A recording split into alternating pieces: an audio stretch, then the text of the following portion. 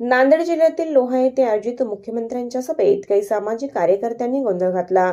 मुख्यमंत्री यांचे भाषण सुरू असताना 4 ते 5 जण उठले। एससी आरक्षण वर्गीकरणावर बोला अशी मागणी हे कार्यकर्त्यांनी केली। पोलिसांनी त्यांना ताब्यात घेतले। दरम्यान वर्गीकरण करणारच आहेत, अंतिम टप्प्यात आहे, त्यांचा प्रश्न बरोबर आहे असं फडणवीस म्हणाले। पुढच्या महिन्यात न्यायाधीशांचा रिपोर्ट घेणार आहे, वर्गीकरण करणार आहे असं फडणवीस म्हणाले। विनंती आहे माझी तुम्हाला। वर्गीकरण करणार आहे, अंतिम टप्प्यात आहे, काळजी करू नका।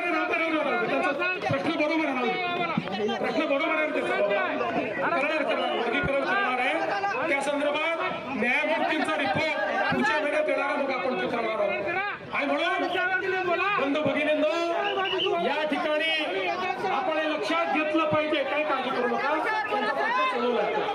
बंधू भगिनींनो, आपण हे लक्षात ठेवा की या ठिकाणी या निवडणुकीच्या माध्यमातून जी आश्वासनं आम्ही देतो, ती आश्वासनं आम्ही पूर्ण करणारी लोक तुमच्या आशीर्वादाने या ठिकाणी पूर्ण बहुमत आपल्याला विधानसभेमध्ये मिळालं। देशाच्या इतिहासामध्ये सर्वाधिक आमदार हे आपले या विधानसभेमध्ये तुम्ही निवडून दिले। आणि बघा, तुम्ही आमदार निवडून दिल्यानंतर त्या ठिकाणी आमचे विरोधक काय म्हणायचे? आमचे विरोधक म्हणायचे, आता यांचे एवढे आमदार निवडून आले, आता हे लाडकी करणार आहे, अंतिम टप्प्यात आहे, काळजी करू नका। त्याचा प्रश्न बरोबर आहे, प्रश्न बरोबर आहे, त्याचा बाबा करणार वर्गीकरण करणार आहे। त्या संदर्भात न्यायमूर्तींचा रिपोर्ट पुढच्या महिन्यात येणार, मग आपण ते करणार आहोत।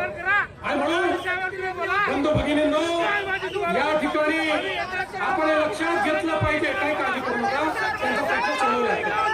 बंधू भगिनींनो, आपण हे लक्षात ठेवा की या ठिकाणी या निवडणुकीच्या माध्यमातून जी आश्वासनं आम्ही देतो, ती आश्वासनं आम्ही पूर्ण करणारी लोक तुमच्या आशीर्वादाने या ठिकाणी पूर्ण बहुमत आपल्याला विधानसभेमध्ये मिळालं। आम्ही जे बोलतो ते करून दाखवणारे लोक आपण बघा। मागच्या काळामध्ये ज्यावेळी